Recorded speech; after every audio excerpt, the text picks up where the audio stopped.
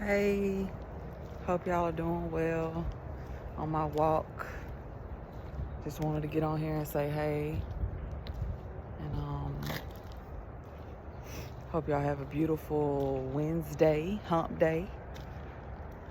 I'm so thankful for this beauty out here. It's overcast. It's kind of sprinkling. Been getting sprinkled on, but it doesn't stop the walk. It doesn't stop the walk. Still gotta walk no matter the conditions. Still gotta walk no matter if it's raining, no matter if it's, now I can see if it was pouring down, but I mean, life still continues, We still gotta walk if it's super cold. We still gotta walk if it's super hot, if it's snow. Like, there are certain conditions sometimes that you have to, stop and just take a break and rest for a while. But then you got to get back up and get to it. And I'm speaking to myself because I have not perfected it at all. I haven't perfected it at all. So thank God for his sanctification process. Thank you. I don't know if y'all, know what sanctification means. I don't want to sound like I'm a know-it-all because I'm far from it.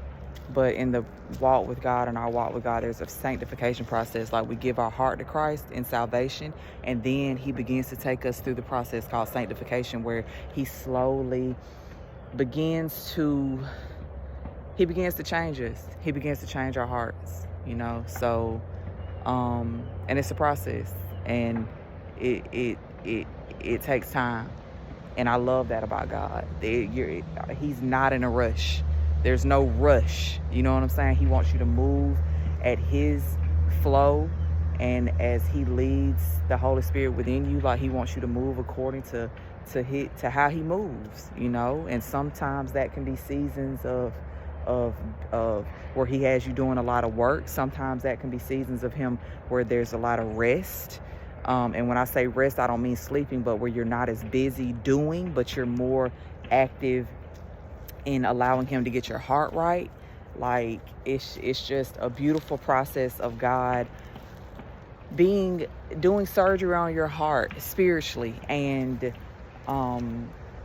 bringing you to a place in more depth of who he is and his character and his love for you. And he's in that process, he just teaches you more about himself, and he gives you revelation. He's just an amazing father. He's a good father, in spite of how it feels, in spite of what the situation and circumstance looks like.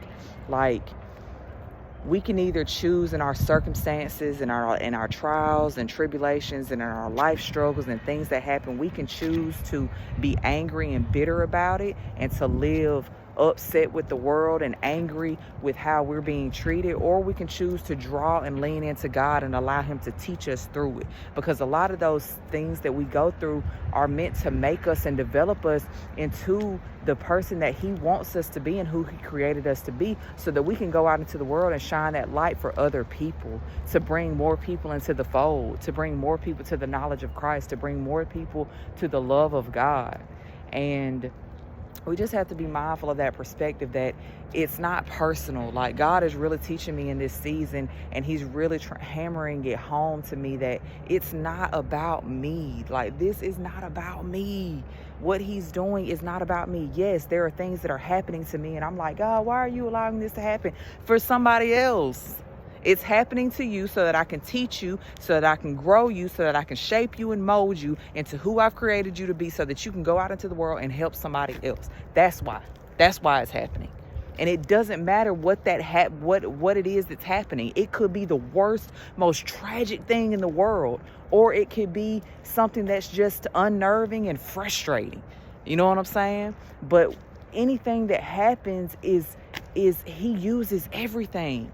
He uses everything. And we really have to get outside of ourselves and be like, why is this happening to me? Why is this happening to me? And just trust who he is. And trust that if it's happening to you, it's happening to you for a reason.